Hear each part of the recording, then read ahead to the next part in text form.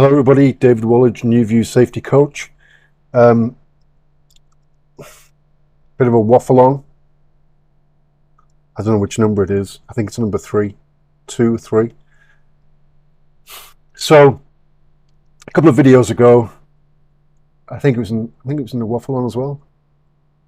I did an update, channel update, and I talked about subscribers and some of the technology that I use in order to be able to help me record, produce, and distribute these videos onto YouTube and other platforms. And I spoke about StreamYard and Power Director. StreamYard is the one I use for interviewing people online. It's got the proper professional setup, the names, you can bring images in, it moves people around. It's really great. And the other one, which I predominantly used for my 15-minute blog videos, and what I also use for the StreamYard interviews for adding an intro and an outro and things like that, and then upload from there onto my computer into YouTube. I know I'm having a bit of a rant at the moment, going all over the place. This is just to say the videos, especially the interviews, the look might change a little bit. Power Director doesn't seem to be cutting it. The first couple of interviews, it seemed to handle all right, but now it's taking 2-3 hours to render a video, which then saves to my laptop and I upload to YouTube. Not only is it taking 2 to 3 hours, that's if it completes it, which I haven't completed one yet in 2 days. Sometimes it just gets stuck on 5%. Sometimes, at the moment, I'm looking at one now. This is a Steve Harvey interview. I'm looking at this now. This is probably the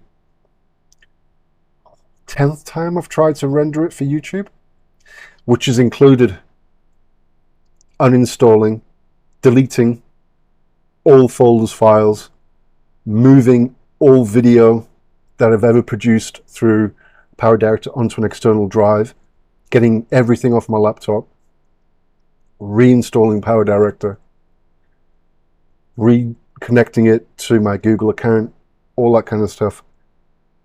And it's still, I haven't managed to do a successful render yet on one of the interviews.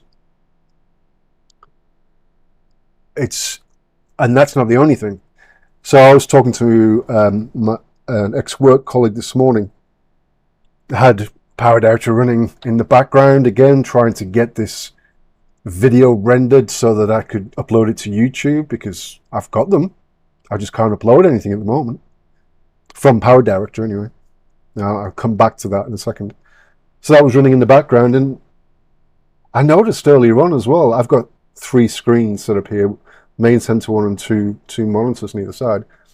If I'd left a screen, if I wasn't doing anything on the screen for more than like 5 seconds, especially if it was a Word document or email or something like that, it would just blank out. It wouldn't blank out the screen, it'd blank out the document or blank out the window. The background, the desktop background would stay there, but the actual content in that window, because it's not maximized to fill the entire screen, would just go blank. And I'd have to go back into it with my cursor and hit around and hopefully it'd come back, which is annoying when I was working in the Word document writing some blogs. That happened the other day and I thought, I wonder what's going on there. And anyway, so I was talking to an ex-work colleague this morning through Google Meet, which is the platform I use. I do have Zoom and Teams as well, but I want everything to be through Google. Excuse me. And I couldn't talk to him for more than 5 seconds. Just kept on kicking me out at the Google Meet. It was a nightmare. I couldn't do anything. And then when I opened my calendar to have a look at my calendar, Google Calendar, every 5 seconds that would go blank. And this is half an hour before I had a preliminary meeting with Rod Ritchie to talk about an upcoming interview that he's going to be doing. And I'm like, what do? Do I cancel this meeting until I can get my IT sorted out. I didn't know what it was. I turned off Bluetooth. Like I said, I'd already removed all the files that I could think of that might be chewing up the memory and the data on the laptop. I ran a memory test. It came back fine. So I'm talking to my ex-work colleague in between being kicked out every literally 5 to 10 seconds. I was getting really stressed. I had like 20 minutes before I was supposed to be doing this other pre-interview discussion. And he's talking about if it's this, if it's that. You know, we're trying to brainstorm our way through it. And then Power Director crashed again. Well, it didn't crash, it just stopped rendering a particular video, and I got annoyed with it. And I closed it down. I thought, I'll deal with that later. Closed it down. And all the gremlins stopped. I was no longer getting booted out of Google Meet. My other documents or apps that were open weren't going blank. Now I can handle only having Power Director open and, you know, letting it do its thing. I understand that it might be a bit app hungry. I can handle that for half an hour, you know, while it does a 15-minute blog post review by me. But 2 to 3 hours of not being able to do anything else except Power Director. Oh, and I can use my camera, which is what I'm recording this on now. So, and that was $55 for a year for that subscription. So I'm a bit annoyed. I'm hoping it doesn't take as long. I've not done a blog review in a while, so I'm hoping it's not going to take as long for the blog reviews, and that can spit it through quickly. I'm also hoping that the transition from StreamYard to my computer and then up into this Power Director, it's done something to the data, to the file, which is taking it even longer. And my blog reviews are just recorded on my laptop and then straight into Power Director. So I'm hoping that can stay the same. But I can't handle this 3 hours. We're at 63% now. It reached 66% earlier on this morning, and then just went, no, you know what, I can't be bothered. Didn't even freeze. It just didn't produce anything and went back to the main screen. So I've been having another look at StreamYard. I can't add an intro or an outro in StreamYard, but I can still crop and edit. Not that I do much of that, to be honest with you. Just, you know, maybe meet the beginning, talking to, you know, whoever it is about what we're going to talk about, trim that down, and maybe if there's any long pauses at the end while we're both looking to exit the studio. But apart from that, I haven't done any other editing. It's all just one take all the way through. So that's not too bad. I can, obviously the music and everything's in there, and then I can upload directly from StreamYard. I think I can anyway. I'm going to try it. Even if this does drop off and doesn't complete rendering, I think I'm just going to upload straight from StreamYard into YouTube. Like I said, it means I won't have any of the graphics at the beginning, the intro. I won't have any graphics at the end for the outro. But yeah, no, I can't handle this. So that was just a bit of a waffle on from me about how annoying technology can be and how one app can affect everything else on your computer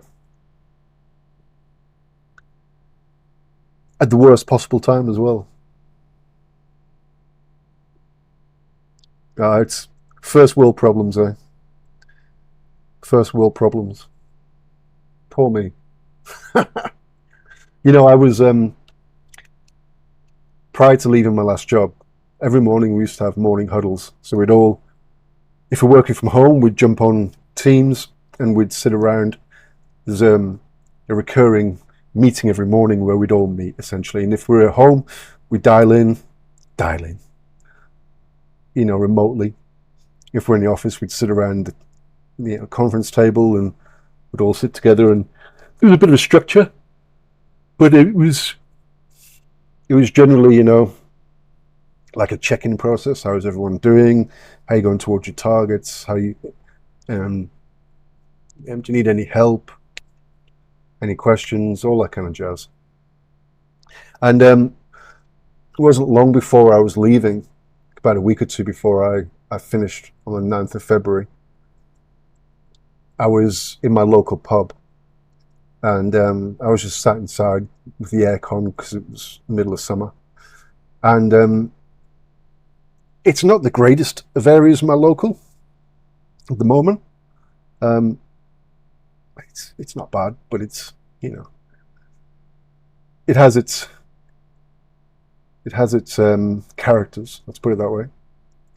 And I was sat in there by myself, just having a cold beer, and this lady, she doesn't walk in. She kind of jogs in. She's all flustered and sweating and out of breath, and she looks mildly distressed. And she's approaching different people. And I'm like, oh, I got the feeling this is someone looking for cigarettes. I don't smoke. Or money. I don't carry money. I was preparing myself for, look, sorry, I don't smoke. I don't have any money. You know, those conversations you have to have from time to time. Anyways, lady finally works around. There wasn't many people in the pub at the time. Finally gets around to my table, and she's wide-eyed, and she's clearly unhappy with the world. And she doesn't ask for money or cigarettes. She asks if she can borrow my phone, which threw me to begin with, because all public phones are free anyway. But it was a stinking hot day, and the nearest public phone was a couple of k's away. It was like 40-odd degree day. And I said, and I just looked, and I'm like, I didn't even say anything. And then she's like, oh, just because I'm not dressed perfectly, everyone judges me and blah, blah. My car's broken down in the car park, and I need to phone my boyfriend to come and pick me up. And I was like, huh, oh, okay, no worries. I can handle that. She uses the phone here with me. Long story short, because I could waffle on all the way through it, a car was in the car park. It was broken down. A boyfriend didn't want to pick her up. He was 30, 40 k's away. His mother's sick. Long story. She ends up staying in the pub for a couple of hours, and we end up chatting for that pretty much that entire time, talking about the dilemma she's in, how her friends won't come and help her, blah blah blah. And we got to talking about where she lives. She lives in a caravan park, pretty much. Well, a caravan park. It's not a plush living situation, the particular park where she's at. And she told me about how she'd had 4-bedroom house before, she'd been married, kids, and then drugs and alcohol came into the relationship and spoiled life. And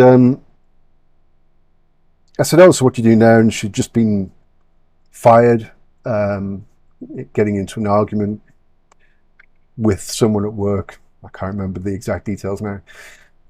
But we got on to what she also does voluntary work.